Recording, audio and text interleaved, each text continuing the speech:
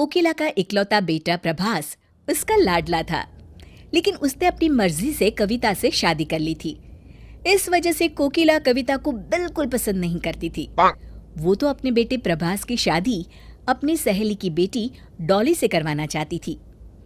एक दिन कविता कोकिला को खाना ला कर देती है। कविता के जाने के बाद कोकिला अपने पास रखी एक पुड़िया बाहर निकालती है और उसमें रखा सारा नमक और मिर्च खाने के ऊपर डाल देती है। हे भगवान, मेरी तो किस्मत ही फूट गई है। क्या हुआ माँ? अब क्या बताऊं बेटा, जब से तू इस कविता को घर लाया है ना, तब से मैं अच्छा खाने को तरस गई हूँ। जरा ये चख के तो देख, इसमें कितनी मिर्च है और सारा नमक भरा पड़ा है।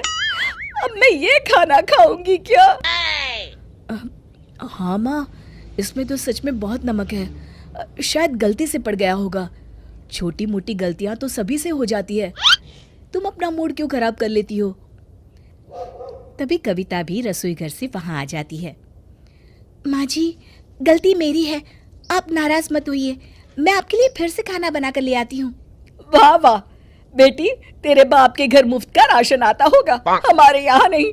इस तरह रोज रोज खाना बनाकर फेंकेंगे तो एक दिन हम सड़क पर आ जाएंगे। एक भी काम ठीक से नहीं करती। पता नहीं कहाँ से मेरे भोले भाले बेटे को अपनी जाल में फंसा के उससे शादी करके इस घर में आ गई। अब बस भी करो माँ, तुम इस घर की बड़ी हो, इस तरह की बातें तुम्हें शोभा नहीं देती। कविता, तुम भी आइंदा ऐसी गलती मत करना।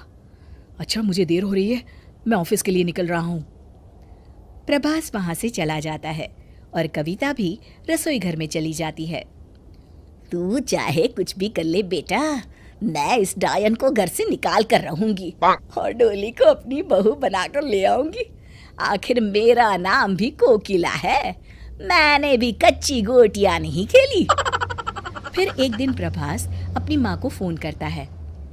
हेलो माँ, आज शाम को मैं कविता को फिल्म दिखाने ले जा रहा हूँ। मैंने फिल्म की टिकट्स बुक करवा ली है। आप उसे तैयार होने के लिए बोल देना ना प्लीज। ठीक है बेटा, मैं बोल दूंगी। शाम को प्रभास घर आता है। अरे कविता, तुम अभी तक तैयार नहीं हुई? इससे पहले कि कविता कुछ कहती, कोकिला बोल पड़ती है। अरे बेटा, मैं तो बहू से कब से कह रही हूँ प्रभास आता होगा तो तैयार हो जा, लेकिन ये तो मेरी एक नहीं सुनती। कविता समझ जाती है कि उसकी सास झूठ बोल रही है। फिर भी कविता अपनी सास की बात से सहमति जताते हुए कहती है, अब सॉरी प्रभास, मैं भूल गई थी। अब तो फिल्म का टाइम निकल चुका है। कोई बात नहीं, फिल्म ना सही, हम आज किसी अच्छे रेस्टोरेंट में खाना खाने चलते हैं। हाँ ये ठीक है, आप रुकिए, मैं अभी तैयार होकर आती हूँ। थोड़ी देर के बाद दोनों बाहर चले जाते हैं। पता नहीं इस चुड़ैल ने मेरे बेटे पर कौन सा जादू मंतर करके रखा है। मेरा बेटा तो बस हर वक्त इसके पीछे दुम हिलाते घूमता रहता है। कोकिला प्रभास को कविता के खिलाफ भड़काने का कोई मौका नहीं छोड़ती थी, लेकिन कविता उसके इस बर्ताव को अनदेखा करके दिन रात अपने सास ससुर की सेवा करती थी।